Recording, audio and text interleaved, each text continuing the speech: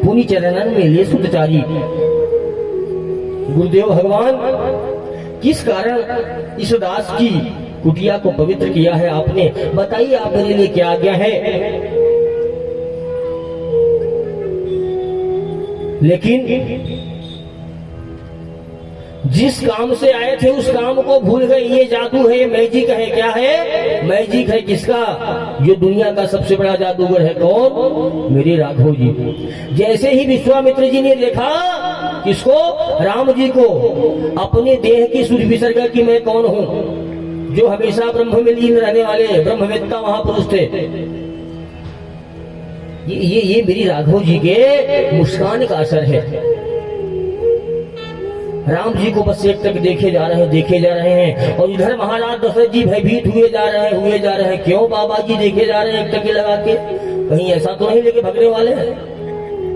हाँ, जैसे बचपन बिलौआ एक माताएं बहने पहले बच्चों को, जबकि बिलौआ उलौआ कुछ होता नहीं है, माताएं डराती थी। मैं आपको बताऊं, नेपोलियन, जिसने इतिहास पढ़ा होगा उसको मालूम होगा, नेपोलियन करके एक शासक था जिसने विश्व विजय किया, बहुत बड़ा। लेकिन जीवन भर किससे डरता था मालूम? बिल्ली से। किससे डरता था? बिल्ली से। हमारे बच्चे निर्भीक हो जाए अगर हम बच्चों को बचपन से डरा के न रखें। वो जीवन में पूरी दुनिया को जीत लिया लेकिन जीवन भर बिल्ली से डरता रहा नेपोलियन। आप सर्च करके देख लेना, है ना। तो बाबा जी को देख करके डर गए, कहीं ऐसा हो बाबा जी झोली में भर के ले जाए मेरे राघव सरकार को। और जब थोड़ा सा बार पूछने पर बाबा जी क्या हुआ आदेश कीजिए, थोड़ा सा होश आया तो कहने लगे क्या? अरे यसुर समूह सतावहि मोहि, मैं जाचन आयहु निपतोहि। समूह सतावहि मोहि, ओ अनुज समेत देहु रघुनाथा।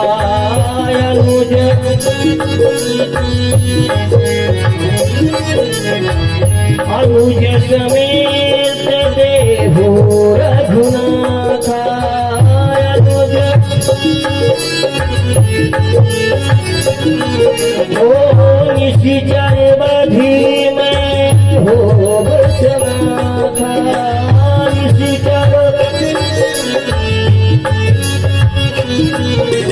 असुर समूह सतावहि मोहि, मैं जाचन आयहु निपतोहि।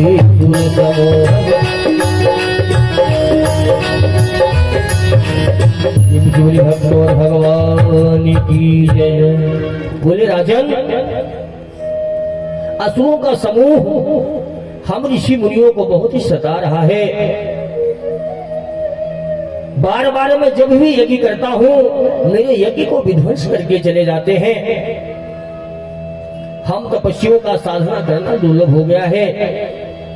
मैं आपसे आपके दोनों कुमारों को मांगने आया हूं। अब दोनों कुमारों से तात्पर्य यह था कि भरत जी और राम जी, लखन जी छोटे हैं ना, भरत जी बड़े हैं। लेकिन भरत जी राम जी के बगल में नहीं बैठे, भरत जी सामने बैठ गए और लखन जी और राम जी इधर बैठे। तो भैया भरत जी सामने क्यों बैठे? क्योंकि भरत जी चाहते थे मैं सामने बैठूंगा तो मैं मेरे भैया को देखकर रहूंगा, मेरे भैया का जो चकोर रूपी मुख है मैं उसका पान करता रहूंगा। और ये प्रेमियों की दशा होती है प्यारों। अब बचे कौन? लखन जी और राम जी। तो उन्होंने कहा कि अनुज समेत देहु रघुनाथा। जैसे ऑफर चल रहा हो, बाई गेट वन फ्री। अरे मांगना था तो एक को मांग लेते, दो को क्यों मांग लिया? और जैसे ही महाराज दशरथ जी ने सुना कि ये तो मेरी जो जान है, जो मेरी रूह है, मेरे राम को मांग रहे हैं,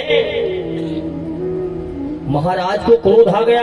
जो अभी तक कह रहे थे कि देह प्राण ते प्रिय कछु नाही, हे मुनीश्वर इंसान का जो प्राण होता है, जो शरीर होती है, उसके लिए बढ़कर उससे प्रिय कुछ भी नहीं होता है। आप आदेश करो, आपकी एक आज्ञा पे मैं उसको न्यौछावर कर दूंगा। लेकिन जैसे ही उन्होंने सुना कि राम जी को मांग रहे हैं, मेरे प्राणाराध्य को मांग रहे हैं, तो दशरथ जी के कंठ सूख गए और कहने लगे, क्या गुरुदेव से सीधा विप्र पे आ गए। ब्रह्मर्षि से क्या कहने लगे, हरे चौथे पन पायहु सुचारी, विप्र वचन नहीं कहो विचारी। चौथे पन पायहु सुचारी, विप्र वचन नहीं कहो विचारी।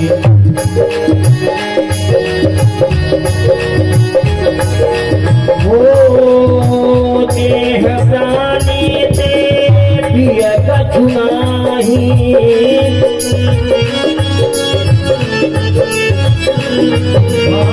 सोनि देव निषेक नाही।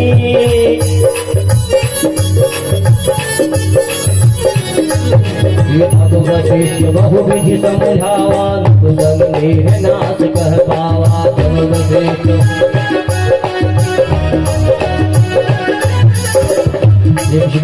रामचंद्र भगवान की जय। महाराज दशरथ कहने लगे, सेनापति मेरे तरकस को निकाल के लाओ, मैं चलता हूँ। कौन निशाचर आपको परेशान कर रहा है, मैं उसको अब भी मार दूंगा, उसका प्राणांत कर दूंगा।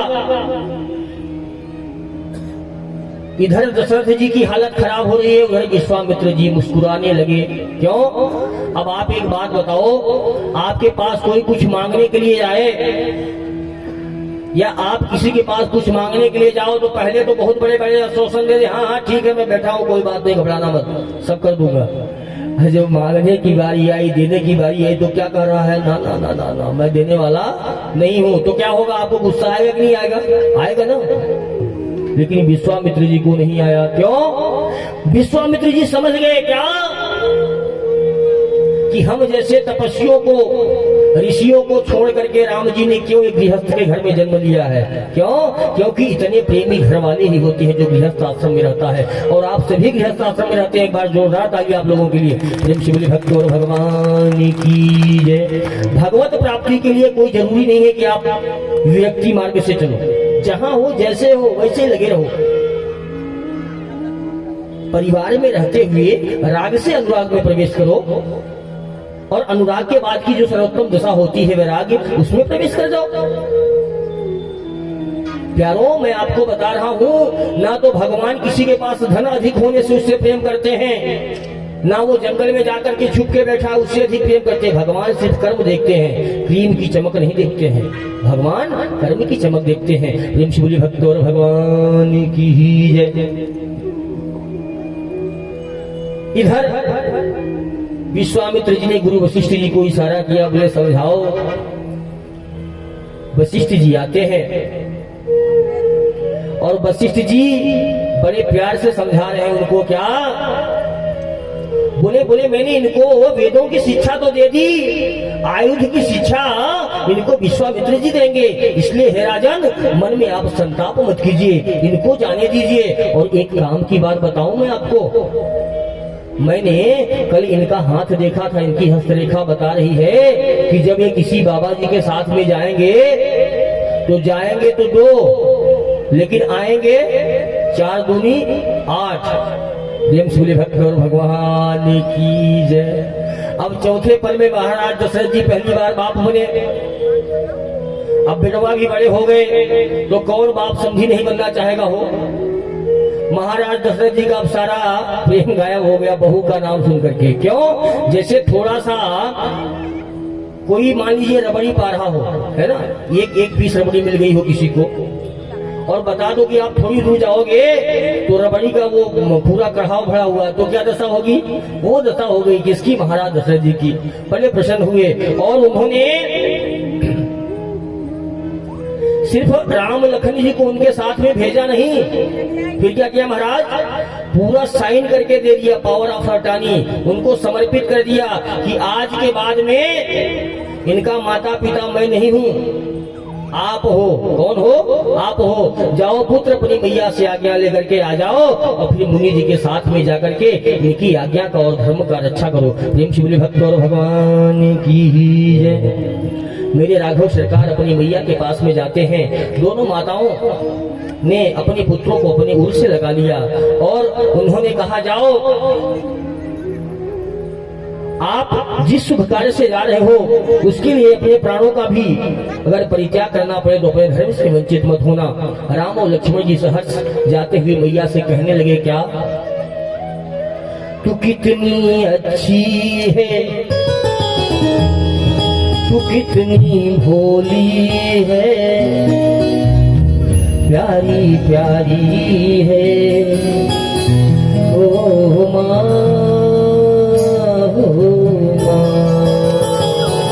तू कितनी अच्छी है, तू कितनी भोली है, प्यारी प्यारी है ओ माँ,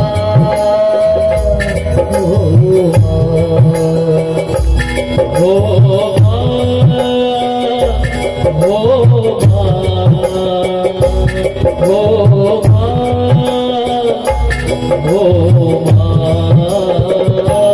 ये जो दुनिया है ये वन है घाटों का, तू फुलवारी है हो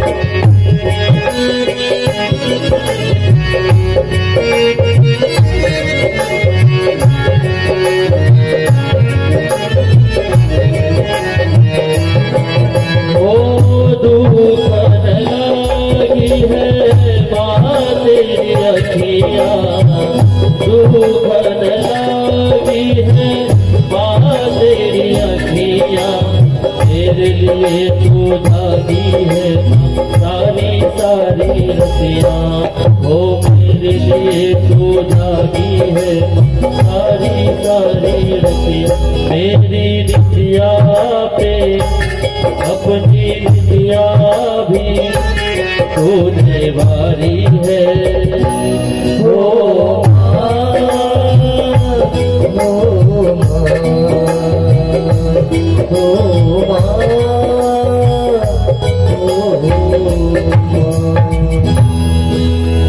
मेरे प्राणनाथ सुत दो।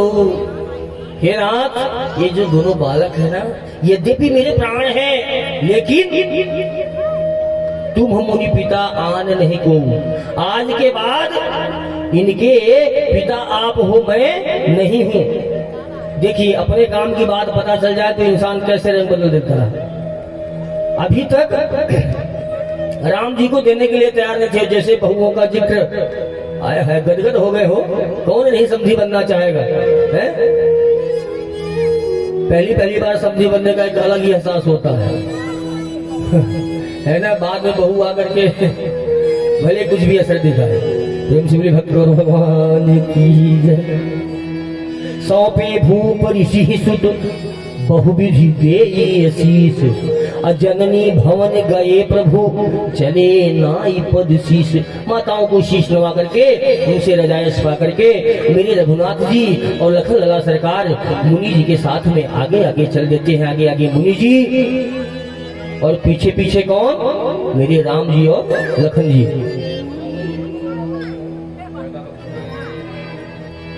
अब जब आगे बढ़ते हैं तो जैसे ही वन में प्रवेश करते हैं, दंडकारण्य वन में,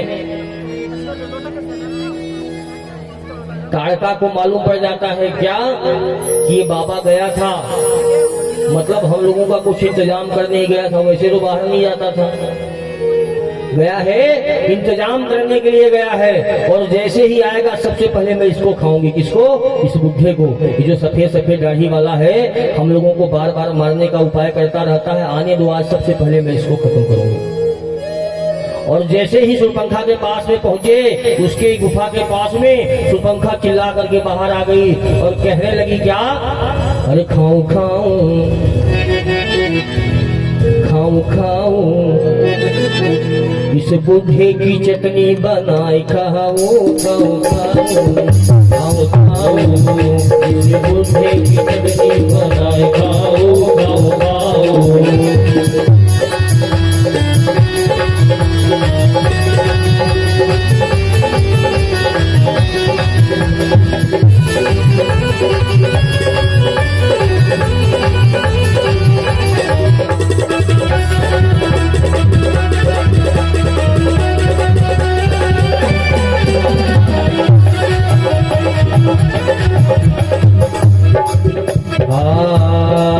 छोटे को खाऊं कि बड़े को खाऊं।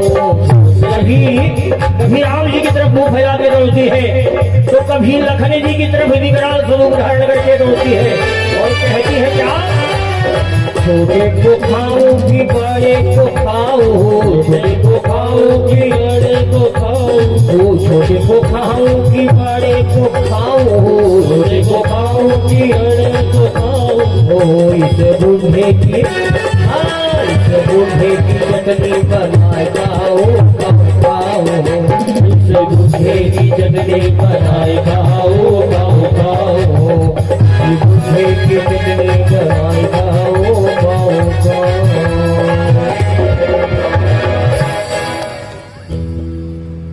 इधर खेल चलता रहता है। मेरे रघुनाथ जी तो लीला बिहारी हैं, अनेक अनेक लीलाएं करते रहते हैं,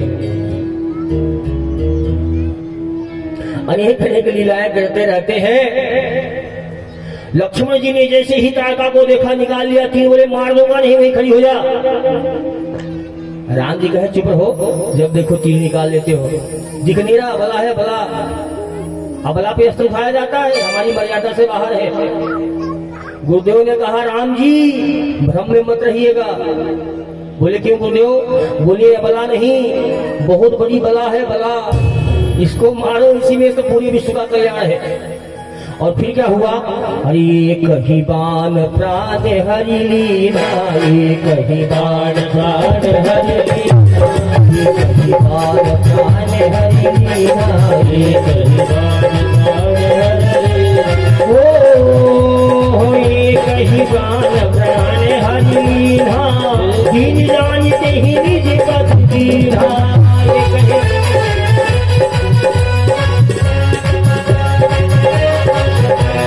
ये कही बाण प्राण हरि लीना, ये कही बाण प्राण हरि लीना, दीन जानते ही निज पद दीना, दीन जानते ही निज पद दीना।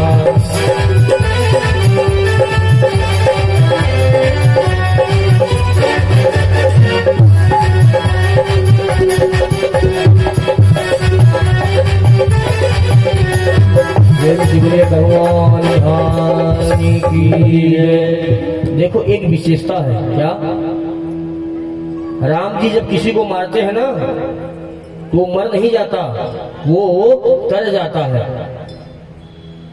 वो मरता नहीं, वो तर जाता है। जब मेरे राम जी किसी को मारते हैं, एक ही बाण से उसके प्राणों का समन किया और ऊपर से करुणा निधान ने दया करके दीन जान निज पद दीन्हा। जिस चरणों का पान करने के लिए भंवरे की तरह भक्तों का, ऋषि मुनियों का, संतों का, बड़े बड़े देवताओं का मन द्रवित रहता है कि राम जी के चरणों का विष्णु पार्दोकम पिक्वा पुनर्जन्म न विद्यते। जो भगवान श्री हरि के चरणों का चरणामृत पीता है उसका दोबारा जन्म नहीं होता, वो जन्म और मृत्यु से परे हो जाता है। भगवान भक्त और भगवान की जय। इधर गुरुदेव भगवान दोनों को लेकर के कुटिया में आ जाते हैं और गुरुदेव भगवान ने मेरे रामलला सरकार को परा और अपरा विद्या दी, जिसको प्राप्त करने के बाद में ना तो भूख लगती है, ना प्यास लगती है, ना कभी आयुध खत्म होते हैं। बोले तो जो अस्त्र शस्त्र होते हैं कितना भी प्रहार कर लो, जाते थे, संधान करते थे और वापिस तर्कस में आ जाते थे। दिखने में भले दो चार दिखे, लेकिन वो कभी खत्म होने वाले नहीं थे। क्या होता है, अरे तब ऋषि निजे ना कहीं जियचीनी, तब ऋषि निजे ना कहीं जियचीनी, विद्यानी जी कहूँ विद्यानी।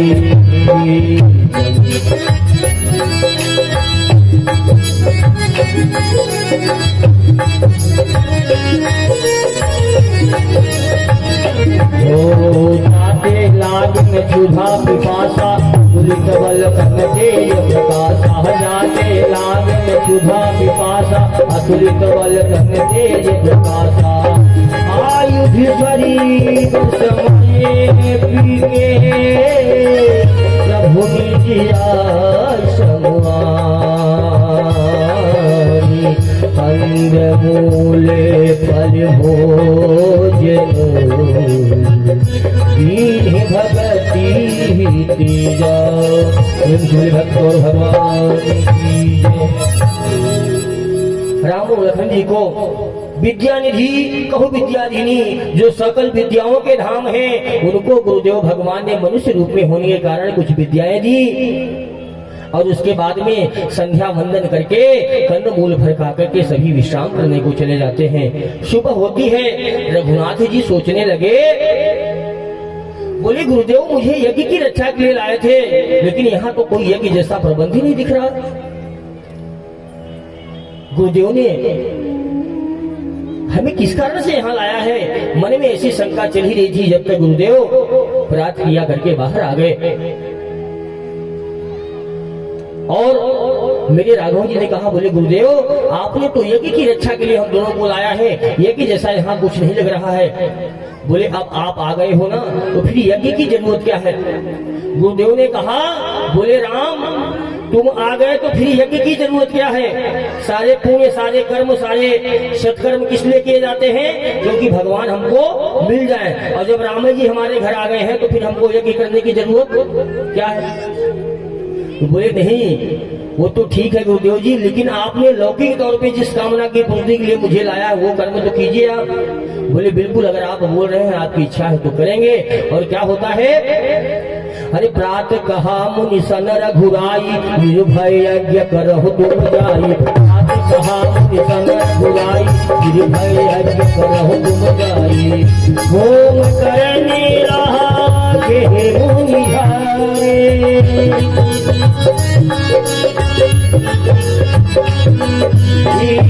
आप रहे मथे की रखवारी, आप रहे मथे। सुनि मारी के निशाचर द्रोही, सहाय धावा मुनि द्रोही।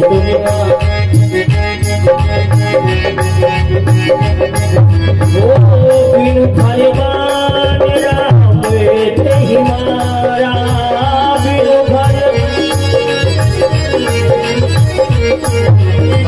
सती जो जने गहता दरी पारा। सती जो वो पावक सरसु बाहु मुनि मारा, पावक सरसु बाहु मुनि मारा। अनुज निशाचर कटुक सुधारा।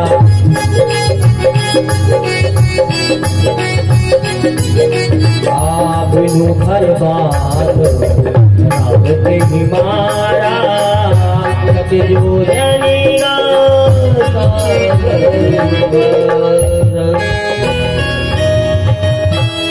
जैसे ही गुरुदेव ने यज्ञ प्रारंभ किया, मारीच और सुबाहु अपन समस्त सेनाओं के साथ में आकर के यज्ञ को विध्वंस करने के लिए मांस के लूथड़े डालने लगे।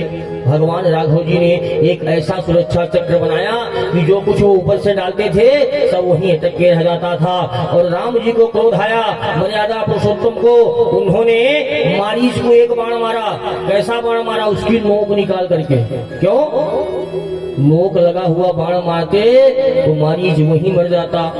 मानो भगवान ये जानते हैं कि इससे फिर काम लेना है। क्यों, आगे चल के यही मारीच बनेगा, मृग बनेगा। तो भगवान ने उसको बिना फर का बाण मारा और बिना फर के बाण से वो 100 योजन जाकर के गिरा। भगवान की लीला में सहायक होने वाला था, इसलिए भगवान ने उसको अधमरा करके छोड़ दिया। दूसरे को भगवान ने क्या करा, पावक सर बोले तो अग्नि अस्त्र का संधान करके भगवान ने सुबाहु को मार डाला। और लखन लाल जी ने सारे आए हुए साथ में निशाचरों को मार डाला। यम झूले राम लला सरकार की ही जय, लक्ष्मण कुमारी की ही जय। आइए, एक सूचना है आदरणीय भैया जी की तरफ से। जय श्री राम।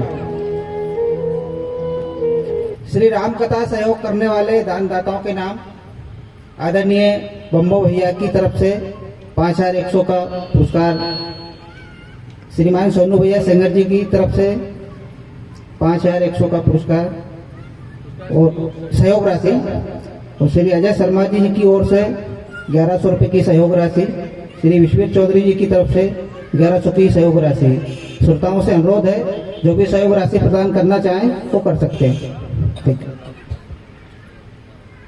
प्रेम से बोले भक्त और भगवान की ही जय। तो प्यारों, इस तरीके से भगवान ने अधर्मियों का नाश करके धर्म की स्थापना करी, एक यज्ञ की रक्षा करी, और अब दूसरे यज्ञ की रक्षा करने का समय आ गया। क्या हुआ? महाराज जनक जी के वहां से दूत आए। कौन आए? दूत। और आकर के खबर देते हैं, हे मुनिश्रेष्ठ, महाराज दशरथ जी के वहां धनुष यज्ञ महोत्सव होने जा रहा है, जिसमें विदेहराज जी ने आपको आशीर्वाद देने के लिए बुलाया है। क्या करने के लिए? आशीर्वाद देने के लिए। बड़ों से आशीर्वाद लिया जाता है। विश्वामित्र महामुनि ज्ञानी सब समझ गए कि अब वो शुभ समय आ गया है जब ये 1 से 2 और 4 से 8 होने वाले हैं। उन्होंने कहा, राम जी, एक यज्ञ की तो रक्षा आपने कर ली, एक यज्ञ और प्रारंभ होने जा रहा है जनकपुर में, क्या आप मेरे साथ में चलेंगे? तो मेरे राघव सरकार जी ने बड़ी विनम्रता के साथ में कहा, क्या? बोले, प्रभु, हमारे पिताश्री ने जब आपके चरणों में हमको समर्पित किया था तो उन्होंने कहा था कि आज से तुम ही इनके माता पिता हो, तो आपकी जो भी आज्ञा हो हमें स्वीकार है। और उसके बाद में क्या होता है, सुनिएगा आप।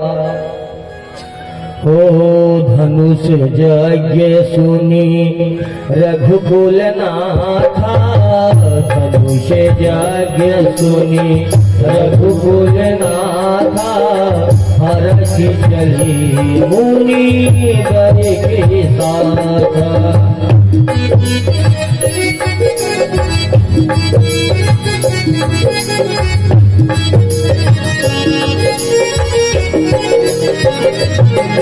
ओ आश्रम एक दीख मग माही, गरीब जीव जानतु कह नाही।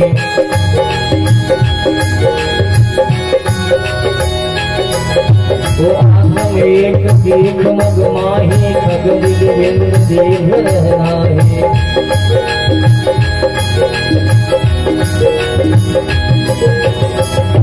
मुनि चिला प्रभु देखी, गुरुमुख कथा कही देखी।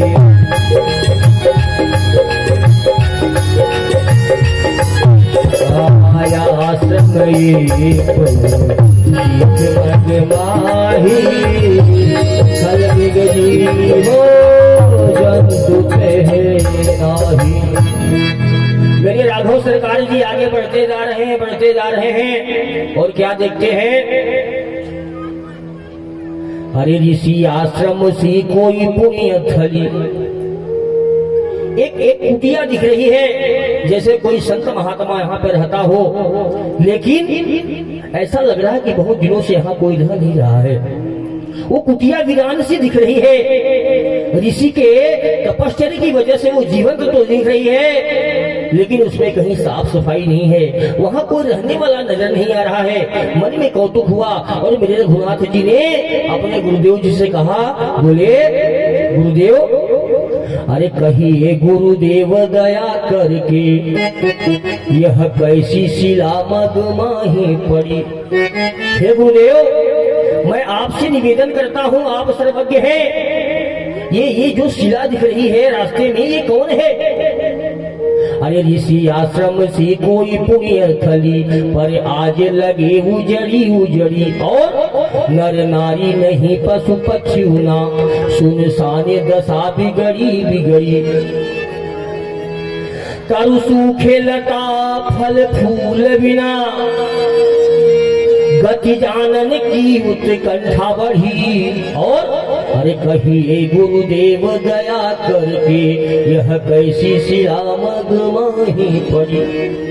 आप सभी माँ अहिल्या की कथा जानते हैं, इसलिए उसको यहीं पे छोड़कर आगे बढ़ते हैं। गुरुदेव भगवान कहते हैं, हे राघव, यह गौतम ऋषि की पत्नी अहिल्या जी हैं और आपके चरणों की चरण रज चाहती है।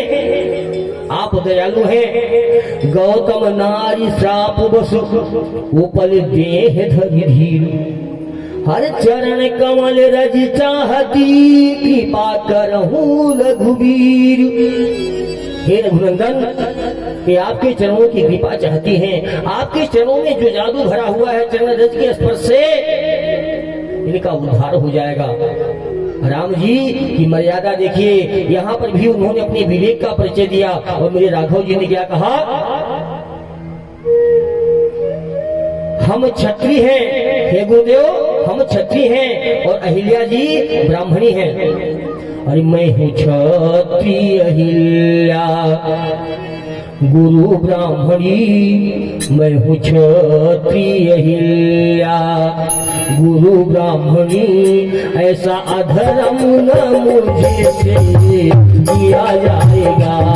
मैं हूँ क्षत्रिय अहिल्या, ऐसा अधर्म न मुझे से किया जाएगा। मैं हूँ क्षत्रिय अहिल्या गुरु ब्राह्मणी, ऐसा अधर्म न मुझसे किया जाएगा। ऐसा अधर्म न मुझसे किया जाएगा। मैं हूँ क्षत्रिय, मैं हूँ क्षत्रिय अहिल्या गुरु ब्राह्मणी, क्षत्रिय अहिल्या गुरु ब्राह्मणी, ऐसा अधर्म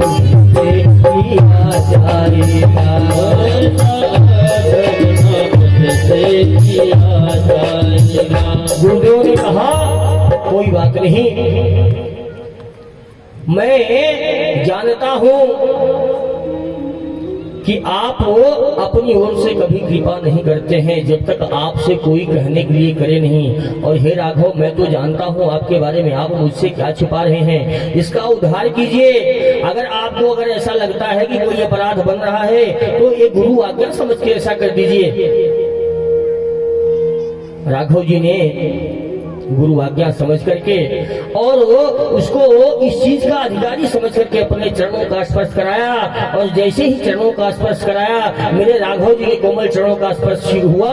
अहिल्या जी सुंदर नारी बन करके बैठ गई। तीन सूर्य भक्त और भगवान की जय। उनके नैनों से प्रेम की अश्रुधार बहने लगी और नैनों में आंसू बह के कहने लगी क्या कि पर सत पद पावन शोक न सावन, जगत भई जब मोर सही। पर सत पद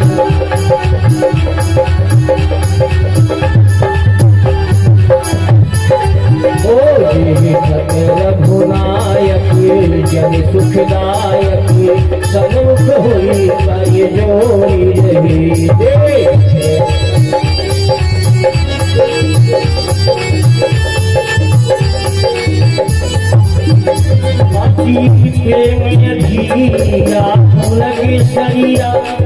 जब प्रेम की अधिकता हो जाती है ना तो रोम रोम पुलकित हो जाता है, बताने की जरूरत नहीं पड़ती। कंठ अवरुद्ध हो जाता है। किसी ने पूछा महाराज जी कैसे जाने कि हम भक्त हो गए। कभी भगवान के लिए रोना आ जाए ना, आंसू निकल जाए, बेटा बेटी नाते पोती धन दौलत के लिए तो बहुत आंसू निकलते हैं। और आंसू भी कैसे, असली वाले, नकली आंसू निकालने की बहुत सारी सामग्रियां मिलती है बाजार में। ग्लिसरीन आता है, ग्लिसरीन। जितने एक्टर लोग हैं वही लगाते हैं, लगा लो क्या झरझर आंसू निकलता है महाराज। वैसा आंसू नहीं चाहिए भगवान को।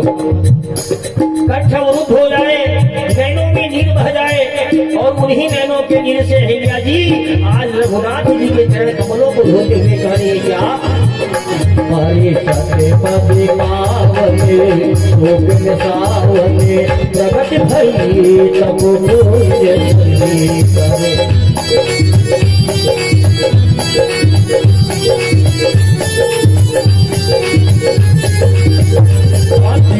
प्रेम धीरा फूल के शरीरा, मुख नहीं आवई वचन कही।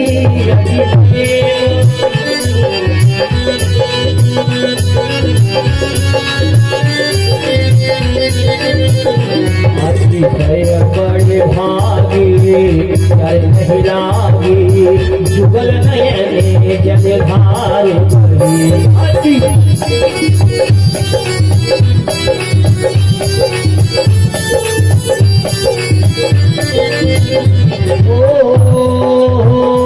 धीरज मन कीन्हा प्रभु कहु दीन्हा रघुपति कृपा भगति पाई।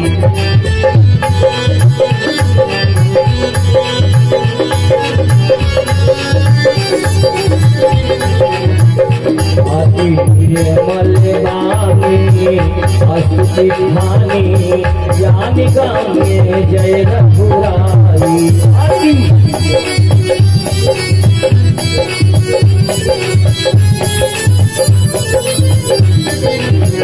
ओ मैं नारी पावन प्रभु जग पावन रावण रिपु जन सुख दाई।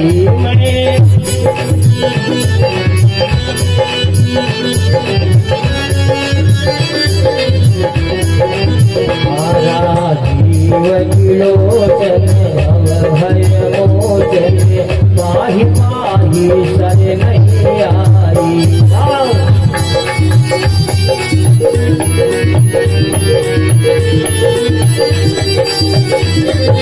और देखिए भक्तों के जीवन में कैसे चमत्कार होते हैं। श्राप भी वरदान में परिवर्तित हो जाता है। अहिल्या जी के जीवन से सीखना चाहिए, भक्तों को सीख लेना चाहिए। क्या अहिल्या जी कह रही हैं, लोग कहते हैं कि मुनि जी ने हमको श्राप दे करके हम पे बहुत बड़ा अत्याचार किया। नहीं, मुनि श्राप जो दीन्हा अति भल कीन्हा। मुनि श्राप जो दीन्हा अति भल कीन्हा परम अनुग्रह मैं माना। मुनि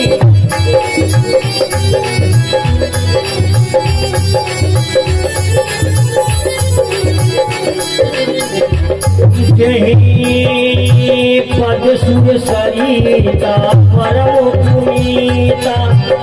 कौन कहता है कि मुझको पाप मिला था? अरे मेरे मुनि श्रेष्ठ ने तो मेरा जीवन धन्य कर दिया। जिन चरणों से जगत को पावन करने वाली गंगा निकलती है, जिस गंगा को भगवान शिव जी अपने शीश में धारण करते हैं, सोई पद पंकज पूजन अज मम सिर धारे होगी माल हरि। यही सिधारी गौतम नारी पारी पारे हरि जय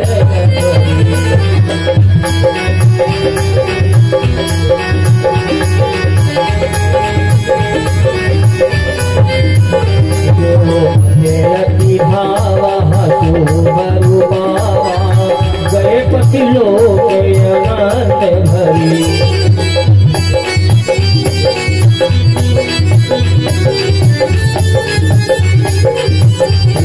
भगवान की ही जय। अहिल्या जी धन्य हो गई। बोले जिन चरणों जैसे फूल के आसपास में फूल की सुगंध में भौरा इतना मतवाला हो जाता है कि उसको मालूम है कि रात होने के बाद ये पुष्प बंद हो जाएगा, लेकिन उस फूल की मादकता में उसकी सुगंध में वो अपने प्राणों का अंत कर देता है। ऐसा मतवाला होता है भौरा फूलों की सुगंध का। चाहे तो अपनी दांतों से उस फूल में छिद्र करके मूंछों से बाहर भी निकल सकता है, लेकिन नहीं करता। क्यों? क्योंकि पराग से खुशबू से प्रेम करता है और उसी में अपने प्राणों का अंत कर देता है। ऐसे श्री हरि के पावन चरणों को जब अहिल्या जी ने अपने सर पे पाया तो धन्य धन्य हो गई और अपने पति के श्राप को अपने लिए वरदान समझ करके अपने पति को धाम हो गई। प्रेम से बोले सियावर रामचंद्र भगवान की ही जय। अस प्रभु दीन बंधु हरि कारणे रहित दया। तुलसीदास जी कहते हैं, एक सूत्र बता रहे हैं हम सभी को, क्या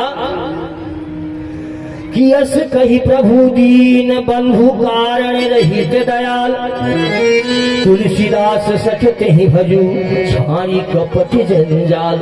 ऐसे करुणा निधान को जो बिना किसी कारण से आपसे प्रेम करे, मैं आपको बता दूं, इस संसार में बिना स्वार्थ के कोई आपसे प्रेम करने वाला नहीं, कोई भी हो, भले ही माता पिता ही क्यों न हो, उनको ये उम्मीद रहती है हमारे बुढ़ापी का लाठी बनेगा, सहारा बनेगा। लेकिन वही घर में अगर कोई सौतेली में आ जाए तो समझना बात को, कैसे कैसे पल पल में बदलते हैं अरमान अकेले में, कैसे कैसे लोग हैं साहब, समझो आप बात को। लेकिन मेरा जो ठाकुर है, मेरा जो करुणा निधान है, उसके किसी स्वार्थ की पूर्ति हम कर सकते हैं, ऐसा सामर्थ्य है क्या? नहीं, हमें सामर्थ्य नहीं है। कहां पहाड़ और कहां राई, पहाड़ भी नहीं, पहाड़ों का पहाड़।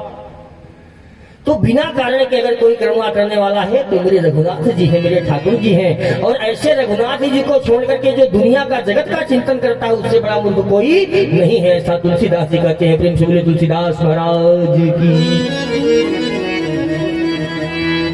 वहां से मेरे रघुनाथ जी थोड़ा सा आगे बढ़ते हैं और आगे गंगा मैया का दर्शन करते हैं। वही गंगा मैया जो कि उनके कुल में जन्मे हुए भगीरथ जी इस धरातल पर लेकर के आए।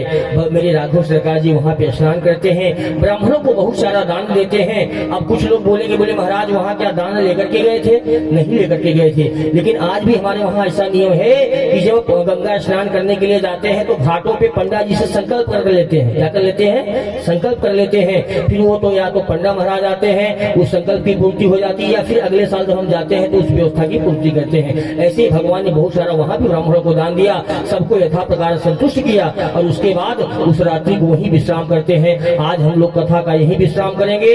कल जगत जननी जगदम्बा मैया सीता का और जगत पिता भगवान श्री राघव जी का मंगल विवाह है। आप सभी उनको अपनी कन्या और भगवान श्री राघव जी को अपना दामाद समझ करके कन्यादान कीजिएगा, पूजन कीजिएगा। जो भी कन्यादान में जिसको जो सहयोग करना होगा वो उस हिसाब से कन्यादान कीजिएगा। प्रेम से बोले भक्त और भगवान की ही जय। प्यारों, अब पंडित जी से निवेदन है कि यजमान को बुलाओ, राज की आरती संपन्न करवाओ।